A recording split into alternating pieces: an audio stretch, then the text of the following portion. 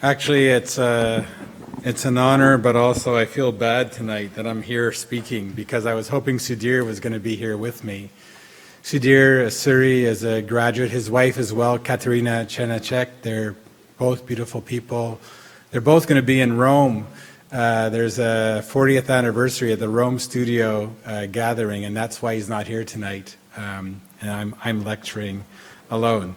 Our goal was actually to try and do this as a team. There's very few things that we do at LIF individually. We try our hardest to promote the office and the spirit of the team and not really about any individual. So it's just by chance that I happen to be here tonight. It's also important to note that even my teaching is in team teaching. So Amy Oliver, who's actually an employee at LIF, who was my doctorate student, who's now a co-teacher with me, and there's two wonderful landscape architects, Michel Langevin, one of the partners of NIP Paysage, and Peter Sohan, one of the partners of Civilité, two of our best landscape architecture firms in Montreal, who I'm really honored that have come back to teaching with me because of our kind of a holistic way of thinking. In January, we started a new master's stream, second and third year semester leading to thesis, where we look at green infrastructure and sustainable communities, something I've been passionate about since the early 90s, and I've been concentrating on maybe in the last 13, 14 years. But it hasn't been integral in my teaching, it was more in my practice and my research. So it's a pleasure, actually, that all three for the first time are aligned, which has not happened too often in the history. So I'm going to apologize right away if I rush through projects, because tonight's lecture, as you can read, is really about process, and it's not really about the projects. The projects are being used to talk about a process, and if you want to learn more about our projects, question and answer, and you can send me some emails, and there's a fair bit of publication on the work. So as I said, we're a pretty dynamic team. It's always changing. It's hard to start a lecture and be up to date. I think there's one or two people missing. But we've been anywhere between 10 and 18 people over the last decade and a half. And we started in 1992, just Mark and I. And we have collaboration everywhere. So I just want to say that maybe 2.5 years ago, I had this crazy idea of starting a quilting network between North America and Europe. And the whole idea of giving kind of research practice a bigger forum for discussion and debate. And in order to launch that network, which in fact we're just both too busy, my colleague Jean-Jacques Terrain in Paris and myself, that we put it on hold for a few years. But I do want to talk about what's driving us recently. So the city's been humanity's most influential and enduring achievement. The awareness that people are meant to connect and pursue a communal lifestyle has led humankind to create an urban civilization that is culturally diverse and the driver of progress. The current predicament, facing the indelible effects of globalization, urbanity, has changed irreversibly. We live in a world where the imbalance of no longer living within a community's means, economically and environmentally, has led to extensive disparities and far-reaching vulnerabilities. Urbanization has been saddled with the unwieldy task of regulating international competitiveness and personalized political ambition, while insanely trying to hold on to local values, very well defined by Christian Norberg Schultz, genius loci, and where economics continue to favor the privatization of the common good. On the right is a beautiful image about the diffuse urban planning of the mid-20th century. The current predicament, currently the inequalities that bisect communities continue to grow and our climate stability continues to deteriorate. However, both challenges can be seen as leveraging opportunities where communal actions from transparent processes to diverse partnerships can inspire new responses, interweaving mitigations with aspirations. I'm an optimist, as you can tell. Today, in response to these widening cleavages, urgent transformative action is required that aligns and realigns people and nature with a renewed approach to sharing equity and its resultant coexistence. Instead of trying to redistribute private wealth, we need to envision a significant increase in the quantity and quality of the public realm. If mitigation is achievable, it can only be found and developed collectively, quilting together various expertise that cross-fertilize and lead to transformative insights through global connectivity. Going forward, our mission is to instigate, nourish, and promote collaborative opportunities that are truly transdisciplinary and silo-breaking, internationally across cultures and geographies. We want to quilt together an urban civilization that answers challenges with an abundance of adventurous visions and interventions and wondrous twists for satisfying city life as we help end exploitation and encourage the sharing of stories, place, and spirit. There goes to your opening about the land that we're on. So I'm going to launch right into the subject. On the very opening slide in the bottom right-hand corner, there was a picture of our march in Montreal of about 500,000 people. It was interesting, that same week, the mayor of Montreal went to New York, to the UN, and made an announcement that we're going to cut, in theory, by 2030, 55% of our greenhouse gas emissions.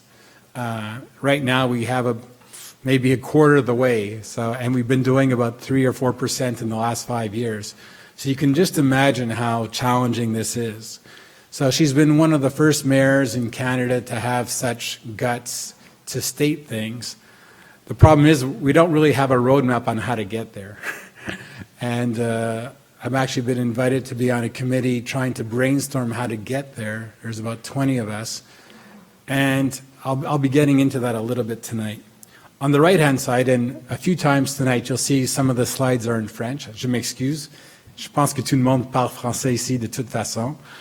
But it just says some of our ongoing research still hasn't been translated. But we're doing a really interesting study for the City of Montreal on integrated design process, sustainability, and competitions, and how can they better work together.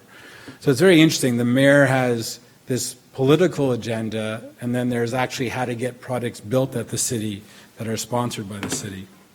So this here is the front cover of a study that you can find online, although it's in French, done by Dunsky, trying to give the province, not just the City of Montreal, a game plan on how to get to these cuts. So the province has to get to 37% by 2030, and Montreal, in order to help the rest of the province, which is not as dense and compact and easy to deal with our transportation, so Montreal has to get to 55%, so the whole province as an average can get to 37. Now, this divides into all types of areas.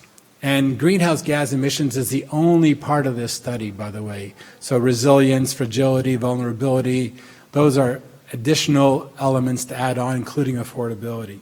But we're just looking at this challenge to start with. So they divide it. You can see very much that our biggest problems are transportation and industry to a certain extent, and buildings as well. And there's a kind of a different strategy on which ones we can cut by 2030, which other ones are much harder.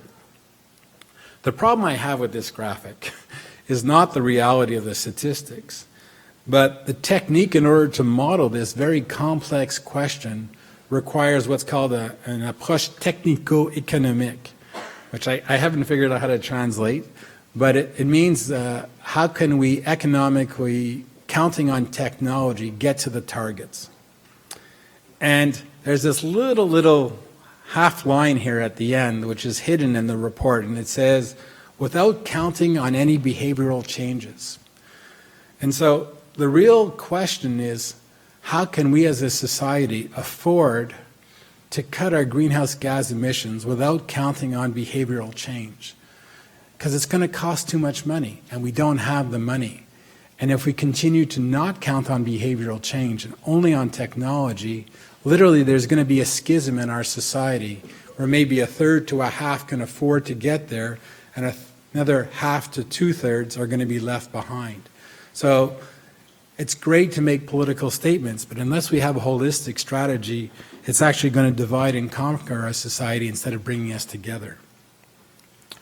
So we've been seeing this process for many years. I don't know, I'm sure you all know Peter Mansbridge, even though he's quasi-retired, but he was the head of our news broadcaster, probably the most important person about 10, 15 years ago. And he did a special on the greenest projects in Canada at the time. And this one in Alberta was one of them.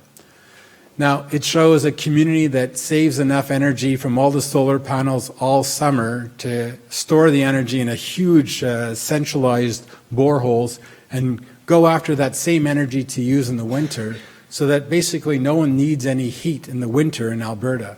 Given how much sun they have, it's great. The problem is there's two homes for every family here. There's the home that they live in which is about 3,500 square feet, and then there's a second home for their cars because they live about 60 kilometers outside of Calgary. So there's 2 to 3 cars in the garage. And you have the solar panels are sitting on the car garage. So if you add up the 5,000 square feet and the few people living in the homes and the number of cars and transportation, if you're a poor student living in Montreal in a building from 19th century and you're eating a vegetarian diet, your footprint is actually better than this product, which is net zero carbon in theory.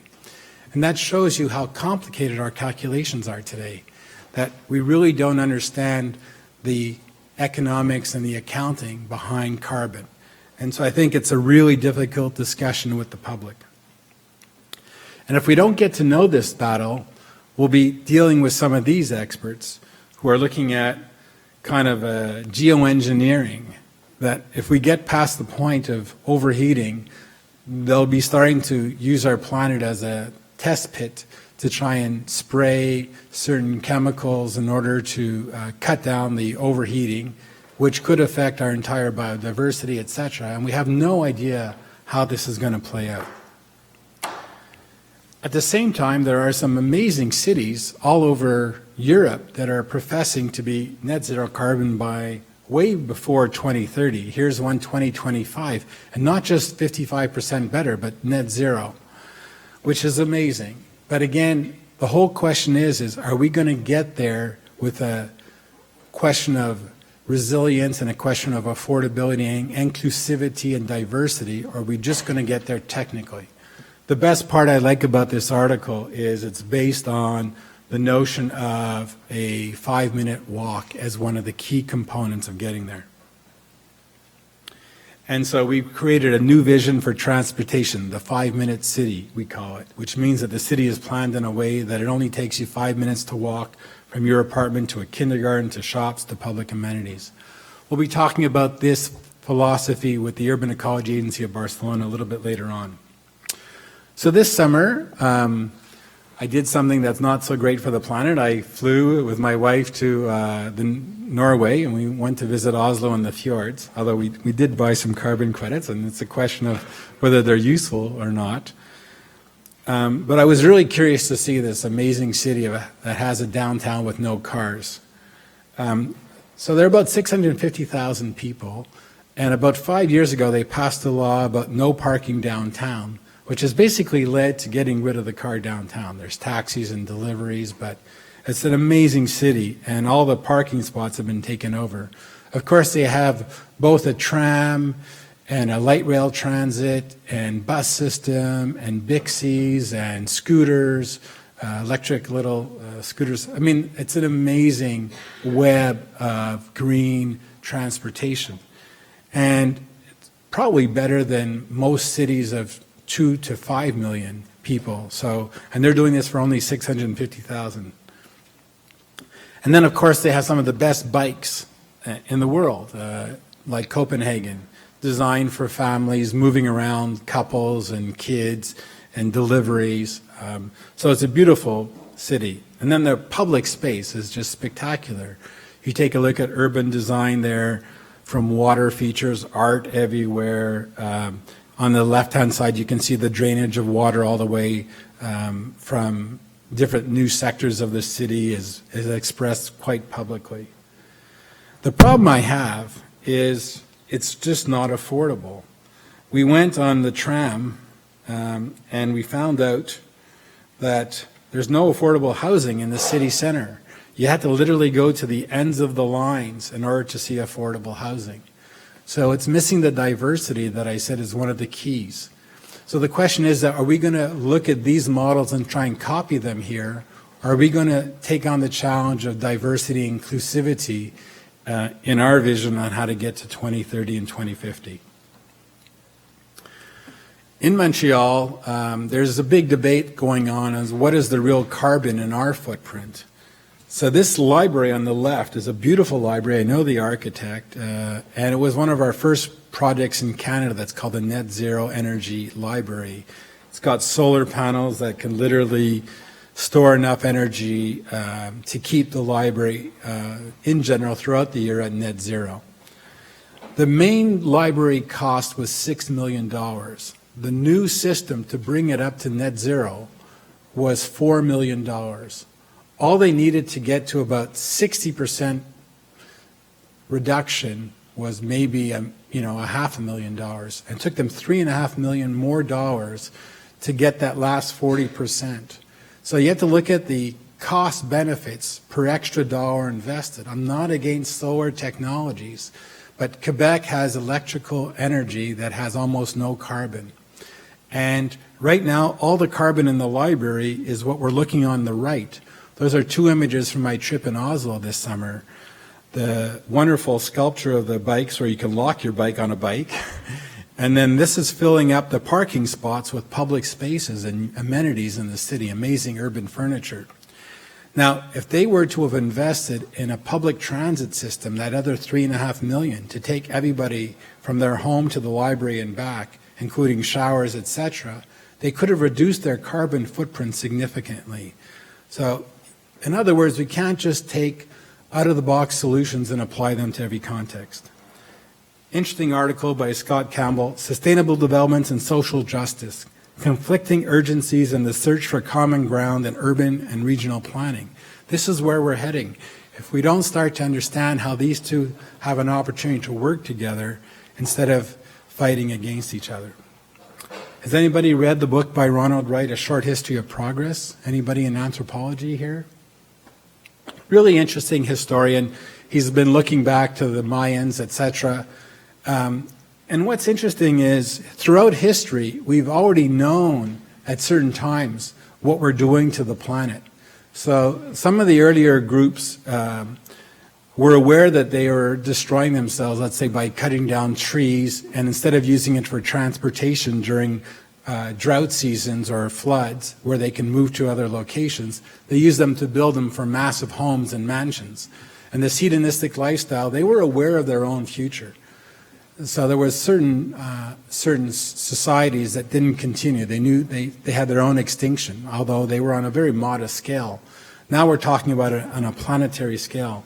And what's interesting in the book is basically pointing out from a socio-historical and cultural level that this is not a technological challenge. It's really a behavioral, socio-cultural challenge ahead of us. And as I was saying to some of Adrian's students earlier today, there's a sweet spot that we have to find. And in every context, it's different. And that's between what's called our ecological footprint, which is all the resources we need to support our lifestyle. And the denser we are, the better there is in reducing our needs, versus our carrying capacity, where we don't want to overbuild to the point where we don't have fresh air, biodiversity, access to local food, etc.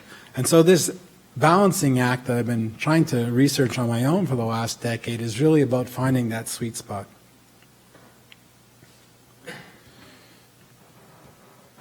So net positive and quantum change require a fundamental re-questioning of our lifestyle habits, design processes, and tools. And that's really the discussion tonight. The projects I'm about to show you are all about a process, which I think has way more potential than necessarily a technological design approach. So massive impact, reinventing the city, and what's our approach at LIV? Well, we've been really trying to concentrate on the power of process. And our process starts with listening to the people. It continues with listening to the context. So I'd say we spend an enormous amount on trying to understand the diagnostic. And often clients don't necessarily pay us for that, but we feel to really understand the context, you have to spend the time on this. Within that comes the facilitation and the envisionment but from a true diagnostic, really understanding what's unique about your context. And after that facilitation and envisioning exercise, you can start the co-learning and co-production. And I'll try and get into that tonight. And the importance of it is, if it's still a series of architects who are controlling the design and it's not coming from the community, we're not going to get the buy-in to a lifestyle change. In other words, a building is just a vessel for living. It's actually not the building that has the carbon. It's our lifestyle using the building. And then finally, in our process, I hope it's a hard lesson. We monitor and try and learn all the mistakes and share the lessons learned, because one of the good things about being around us for as long as Adrian has said is we've learned a lot of lessons, and there's a lot of things we have to do better. So where do we work?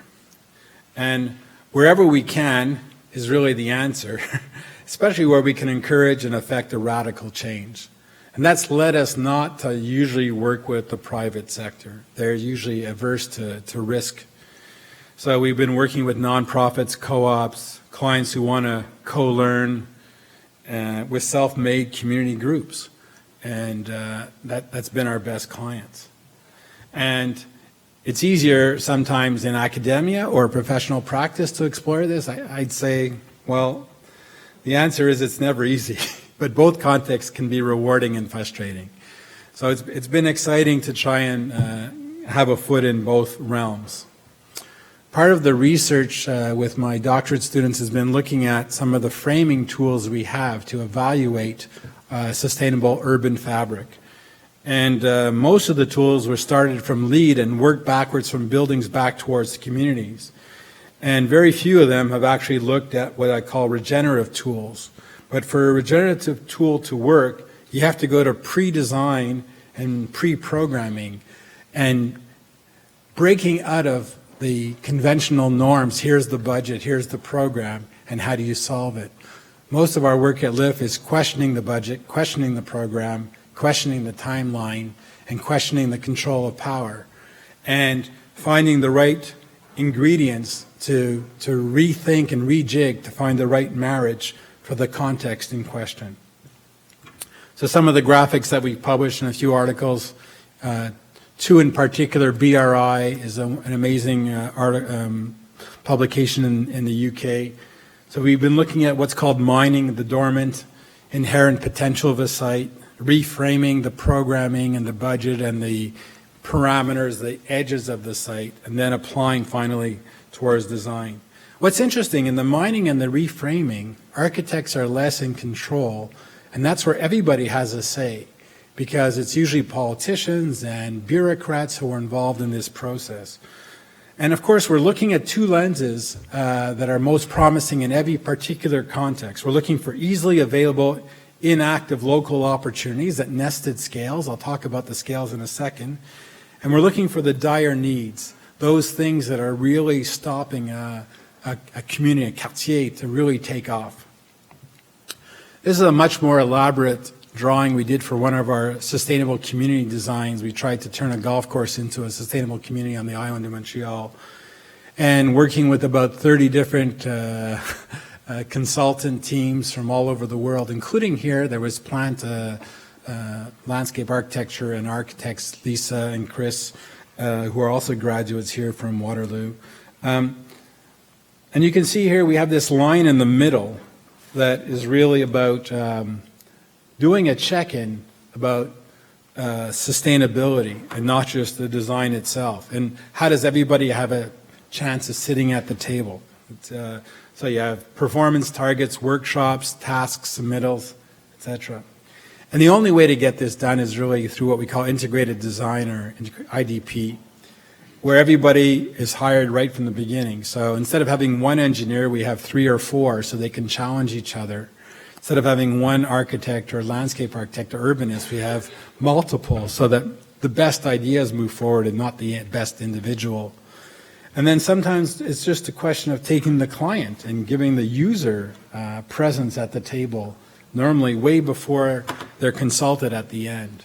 And this has worked for us The hardest part has been convincing our clients to pay for this process up front when they don't usually have their funding. And that's why a lot of times we actually have to raise the money through grants ourselves to get this process enabled. So the next step, after we have this questioning of the programming, as I say, it comes out of the diagnostic. And I'll be talking about what I call ecosystemic urbanism in a minute. And we've been doing this with the Urban Ecology Agency of Barcelona, and I realize I'm going to need to speed up, otherwise I'm never going to finish. That's Salvador Rueda. He's an ecologist, so he's trained as a biologist and a psychologist. And he's come up with his own theory based on Gregory Bateson's ecological vision of the world, Ramon Margalef, these great ecologists. And he's tried to look at the city as a real ecosystem. And he's divided it into a series of categories. But in general, it's based on 4 basic principles, all of equal importance. Compactness, which is really about making sure there's enough synergies by being close enough. Complexity, and I'll explain that principle. It's probably the hardest one to understand tonight. Efficiency, which is the metabolics, getting the water, the energy, the waste all to work well. And stability, which is about social cohesion. And if you don't have all 4, then you don't have anything. The whole theory is it's like ecosystems in nature.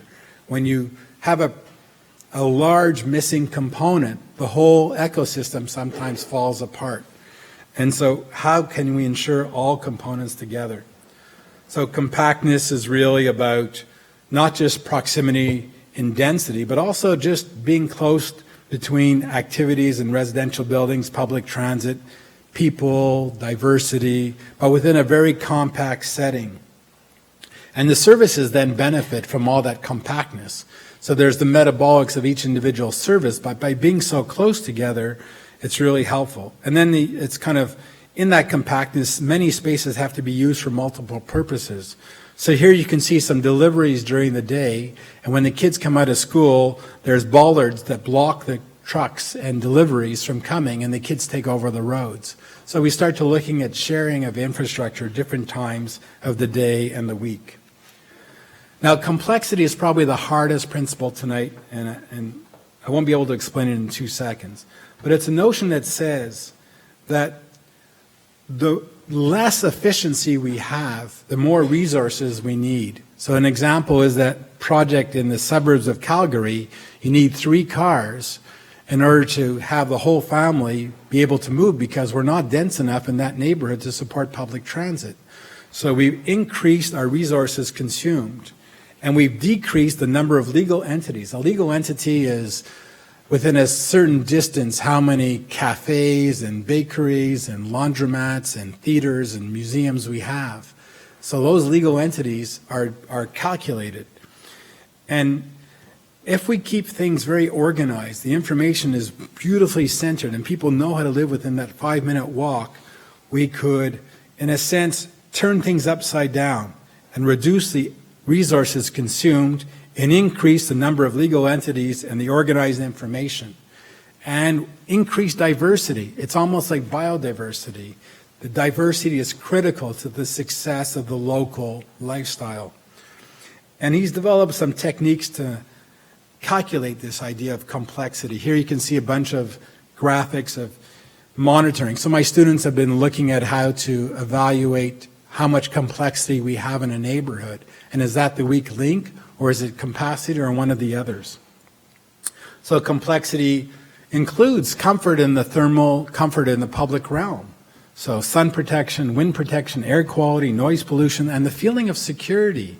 So it's interesting, complexity is not about just capacity, it's about the level of comfort living. And one of my favorite calculations is what's called corrected compactness. And corrected compactness means that density is not an actual absolute calculation.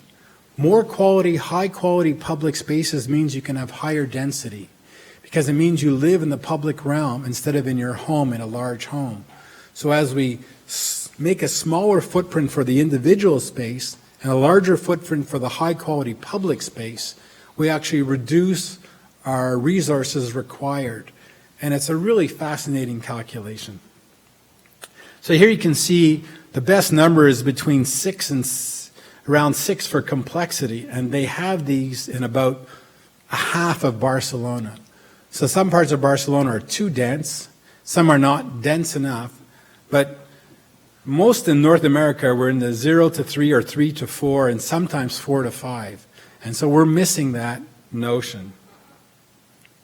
And of course, once you get that density and that really interesting use of the public space, you can do so much.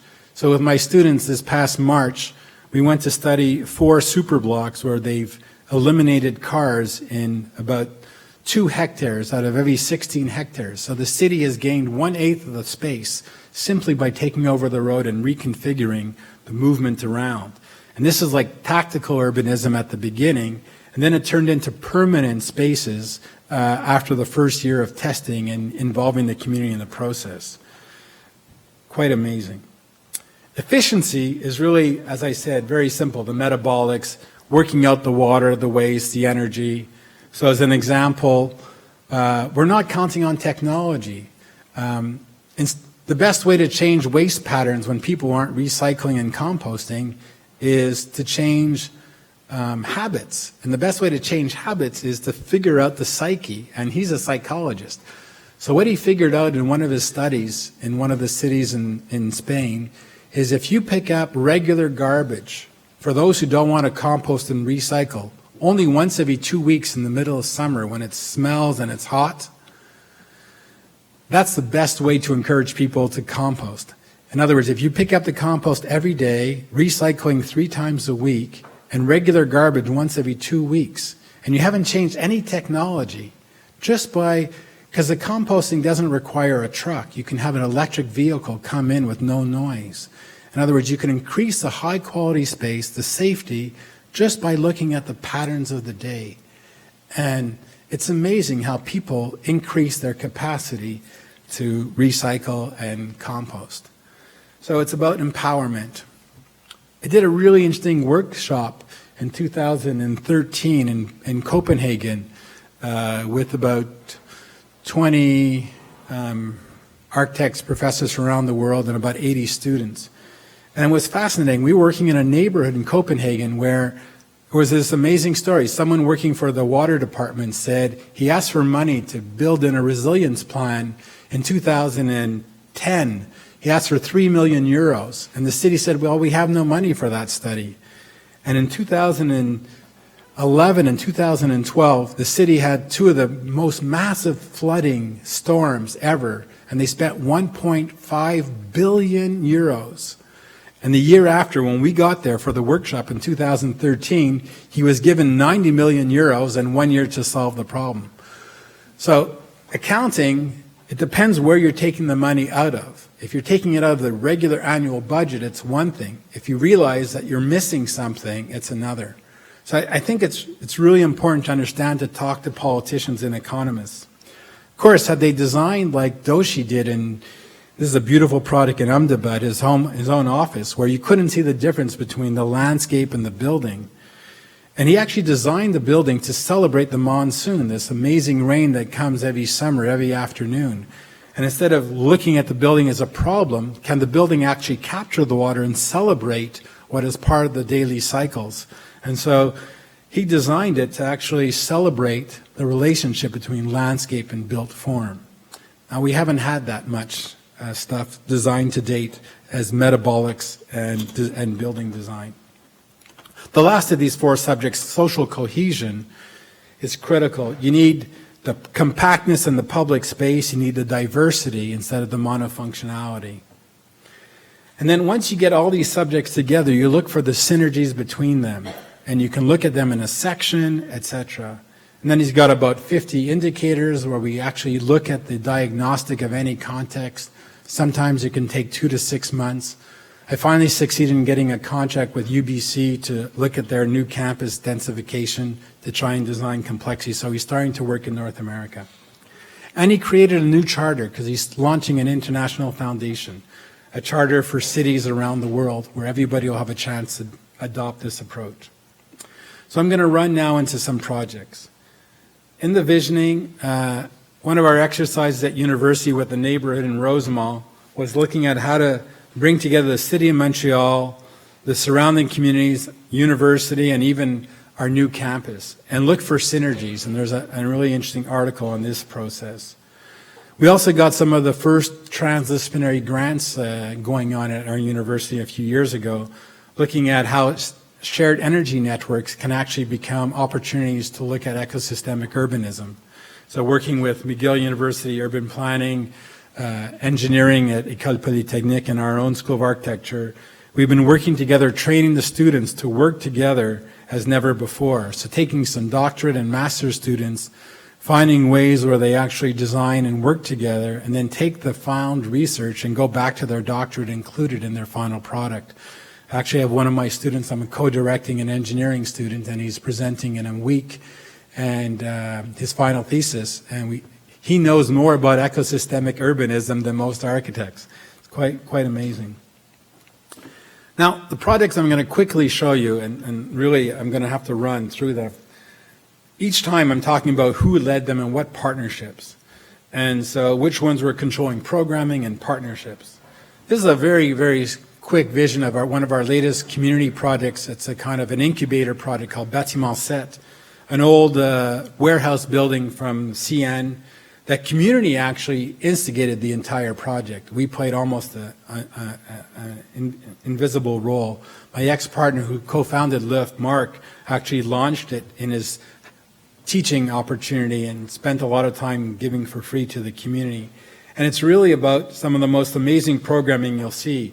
You got a birthing center, you got artist lofts, community food conference, organic brew pub, all coming together in the same building and sponsored by community grants, just sewn together, fighting it back against the community, buying the site for $1 from a developer with a complicated, and then finally it's launched last year.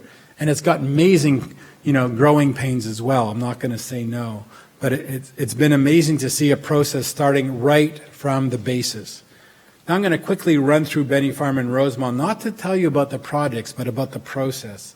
Otherwise you'll be here till 8 o'clock. Benny Farm was a 15 to 20 year battle. And really it was a model about what's called a counter project. We actually had no right to do anything there. The government owned the land. The city of Montreal had to change the zoning.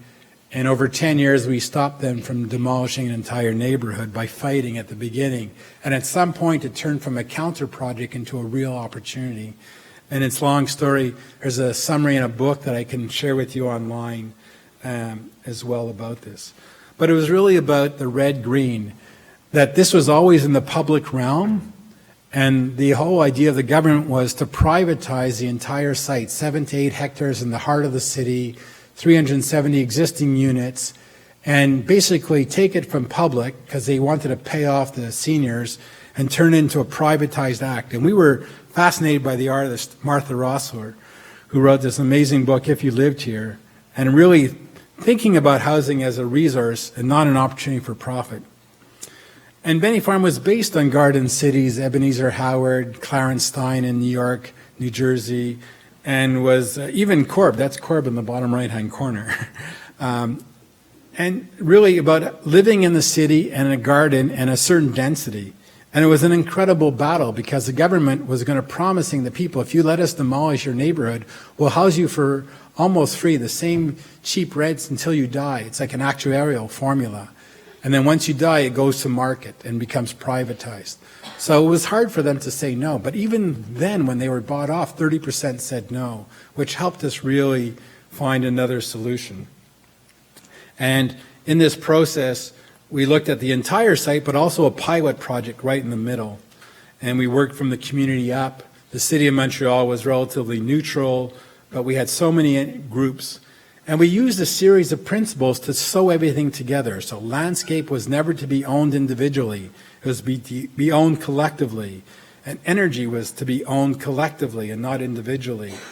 And this vision of landscape and energy as a tool to guarantee a communal process was at the heart of everything. And this is some of the drawings for the original Wholesome Awards, looking at sharing geothermal, rehabilitation.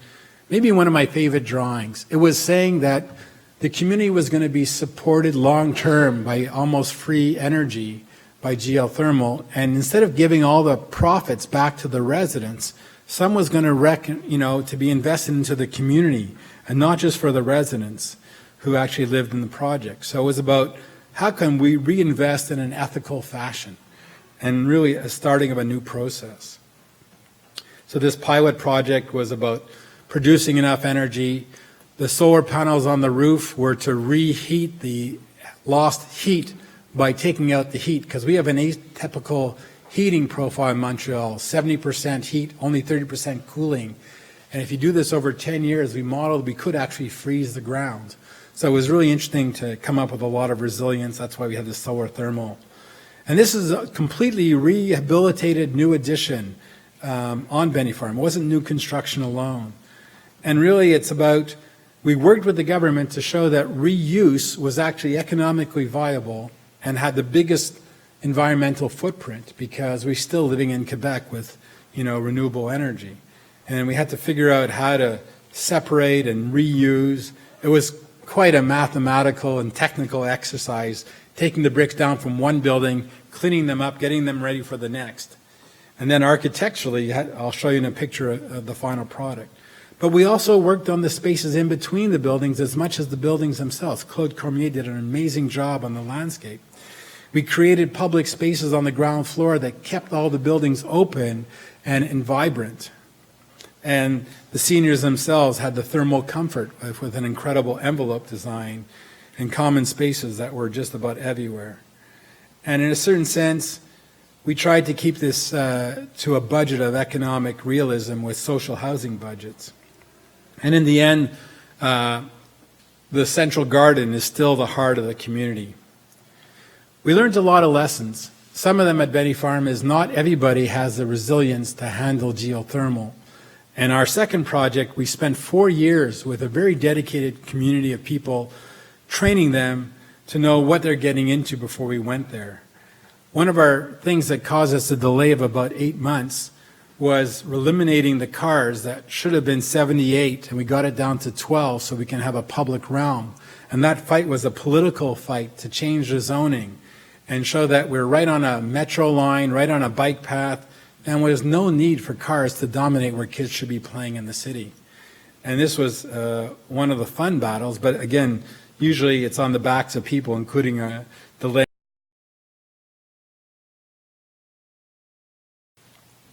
Just to get back to the main goals in this project, it was to go through a design process where the client was dominating the process. And in this process, we didn't just create a centralized space. We also created an amazing opportunity to have a water basin that could handle a 100-year flood rain. So where the kids are playing actually has also got an engineering role. And the landscape, which there was no budget for, by making the units a little bit more modest, we invested into the public realm. Again, the whole idea of the social contract. And for them, that was critical because they want to do urban ag, etc. So we spent a lot of our grant monies on education with the client. We spent 4 years, and we made sure that, unlike Benny Farm, where we were like surrogate parents, they made the decisions. They're the ones who decided to invest in clotheslines and geothermal. And so when there was a problem, instead of looking to the architects and the engineers, they took over control. So we have torrefied wood, very, very modest ballot and simple materials. We also did what's called active and passive strategies, including future-proofing. So we spent about 3% of our infrastructure on making sure the product can change over time, instead of doing all the measures on day one, because they weren't ready for everything on day one. They needed to grow in, understand how the growing pains are, what it is to run a co-op for 155 people. And then we did a monitoring of the projects to learn what worked. So we modeled to be 40% better than Energy Code in social housing, and the real results came back, yes, we're 40% better. But if you lived on the ground floor, you were about 15% better. If you lived on the top floor, you were 70% better. So we spent the money on the envelope, but not between the units. And that led to a lot of in-house issues on how they charge energy. So again, it just shows you how complex things can be. But at the end, it's their project. They made all the decisions, and they're the ones who get to party in the space and really take over. We published a lot of the stories from Benny Farm and this project in a book, and we launched it at the CCA, had Joe Lopko, a wonderful architect in Toronto, and Florence Palt, who runs a women's shelter, as part of the debate, where is the future of affordable housing in Canada, which is some of the students that I met today are dealing with this exact issue. And so really, we have our research network, which I kind of showed them. We just look at sharing energy. The only thing I'm going to say is, in a centralized network in the city, you don't actually need geothermal. You take the waste energy from one building, and it feeds the needs of the other. So refrigeration equipment throws away heat.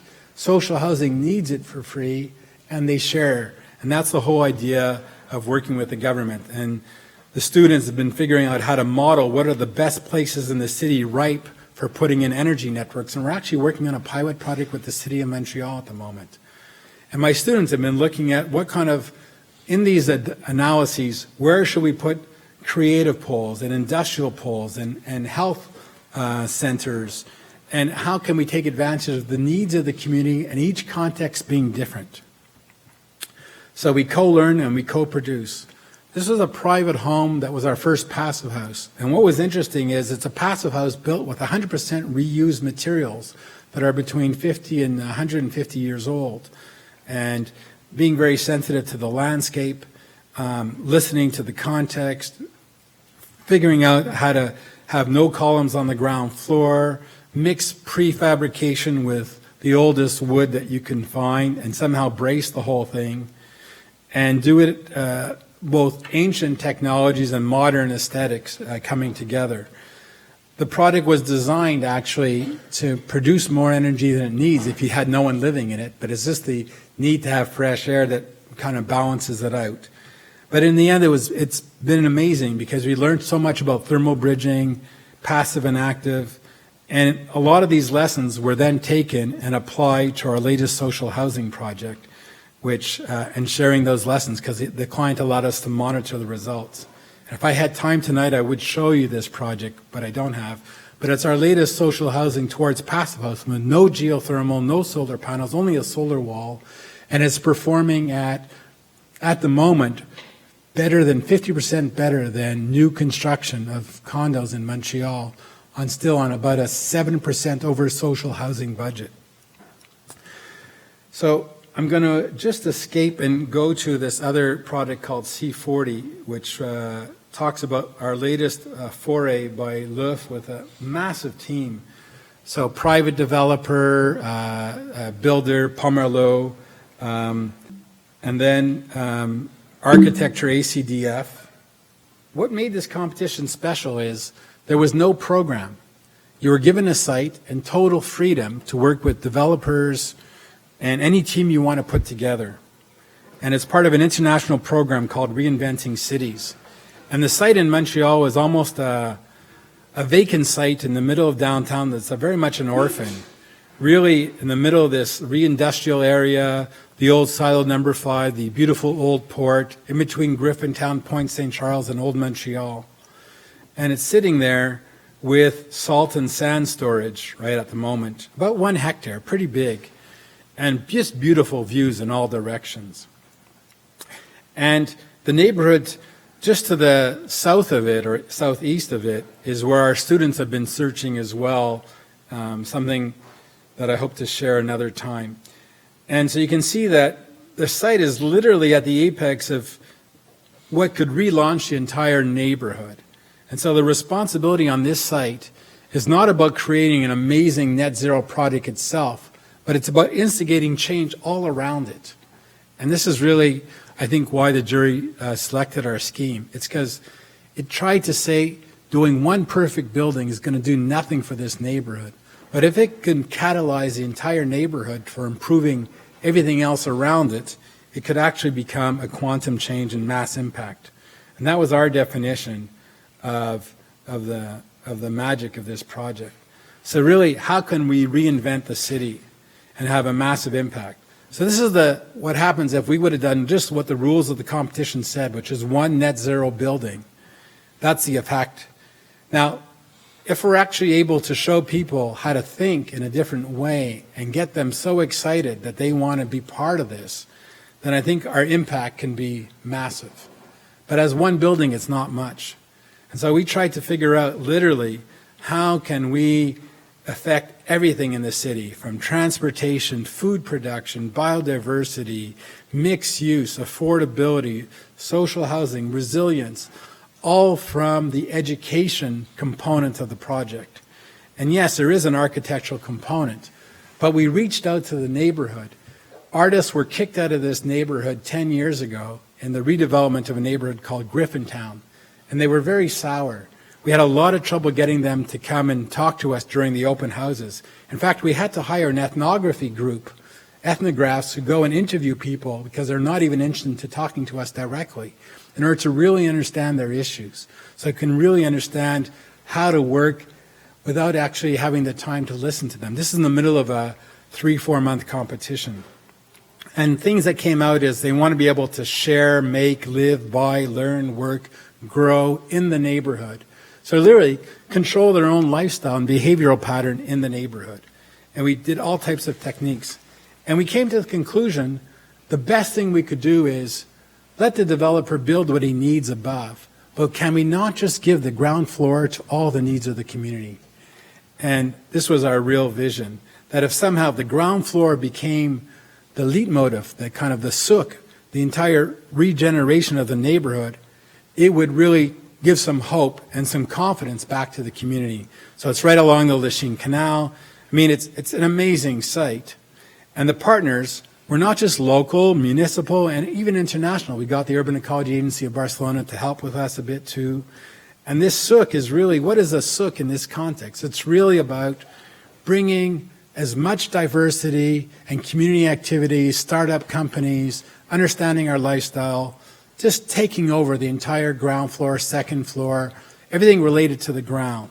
So it could be the nicest place to be in the world by that density of activities and pollinization back out to the community because they have a resource where they can learn how to change their own site through the actual site. So education became critical, understanding that the carbon is actually not in energy in Quebec, it's actually in our waste, in our transportation, in our food. And so the idea of an amazing food company that's based on food scraps, I'll show you in a second. So the whole idea of transportation being changed, activities, ecological services includes this amount of partnering we did during the competition.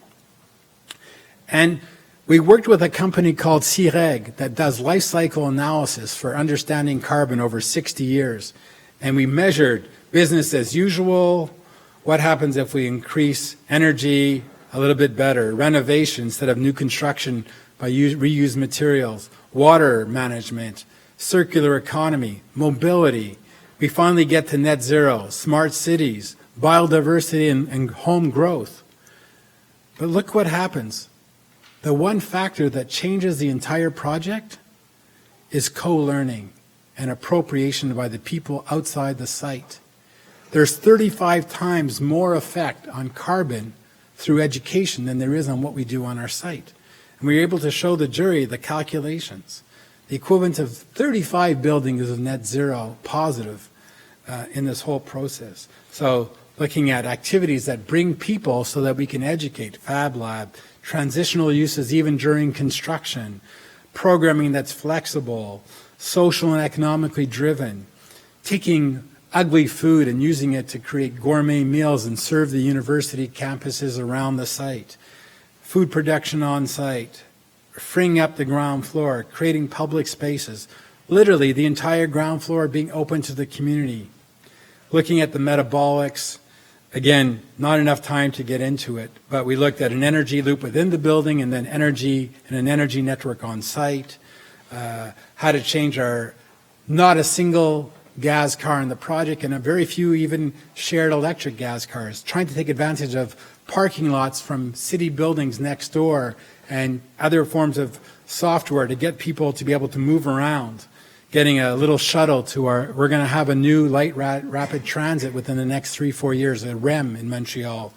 looking at how to capture the water for the food production on site, creating forestry, real forests, real biodiversity and evapotranspiration on site. And then looking how circular economy and all these elements actually promote working together and changing a lifestyle. And we got all these letters of support to show that this is not about us doing the product, it's about us working with the community. And then signing a charter to map your lifestyle, map your footprint, whether you work in the project or live in the project. And then freeing up the ground floor, as I say.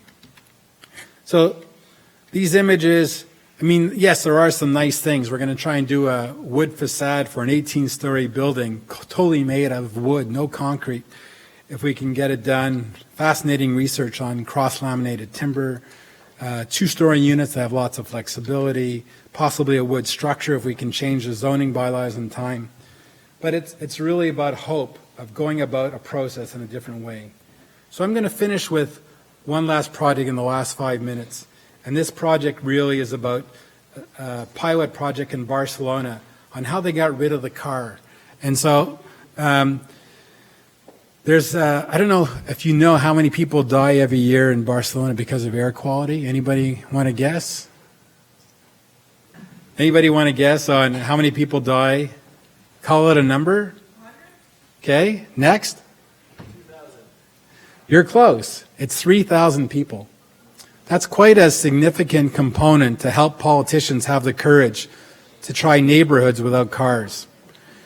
And so right now, we're starting to see that this is not coming only from the Urban Ecology Agency of Barcelona. It's coming from politicians who realize that if we don't work with that agency, we're going to lose the next election. So it's really quite fascinating. So there's now so much education on what's needed for this. We're going to look at this neighborhood called the Gracia, which is an old artist colony, not part of CERDA's grid. And it's actually even harder to transform. And here you can see it's got an amazing grid and not enough greenery. And right now the grid is locked with cars and motorbikes everywhere. And so even though they have the best complexity in the world in this neighborhood, you can walk 5 minutes in any direction and get whatever you want. But right now with a kid, you can't walk. And so it's not designed for kids. So the idea is, how could we actually get rid of the cars? And one of the things they were so nervous in the first meetings with the residents is, how are we going to get our deliveries to this amazing complexity that we have? So it was a calculation, doing a democratic process of understanding everybody's needs and listening to them. And we came up with these drop-off points that maybe you can't get a drop-off to your front door. But then we looked at, can we do storage on the edges of the project of deliveries where trucks don't come into the neighborhood? They stop on the edge like an underground parking, lock up the goods, and then use an electric vehicle to take it from there to your shop so that you're never going faster than 15 kilometers and no pollution coming into the neighborhood. And then you have access to these spaces underground. All of a sudden, you can bring back biodiversity. All of a sudden, you can create high-quality public space, have kids play in the park and not have to worry about the cars. All of a sudden, you can start creating corridors related to seasons, one for the spring, one for the fall, bring back the growth of greenery on the balconies, change the whole heat island problems, and again, start to look at different patterns based on festivals and weather and bring in a whole new landscape into the neighborhood. Imagine right now there's only 230 hectares of touching green space in the city. If we apply this across the city, we can almost triple the amount of biodiversity. This is how we can improve air quality. And so at the same time that they're doing this ecosystemic analysis, for 2 years, every second weekend, they're meeting local people on every block, doing work sessions every Saturday afternoon, and doing 50 over 2 years. The economic and ecosystemic study only took 6 months, but it wasn't going to be a top-down solution. It needed to come from the people. And so by meeting so often for so long, they actually created their own resilience, social resilience. I was walking by on a Saturday morning at 9:30 with Salvador, the director, and I was shocked when I came across this.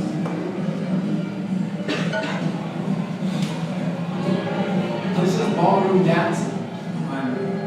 Saturday morning. When they worked together to solve the problems, they didn't just solve the car, but they built a community.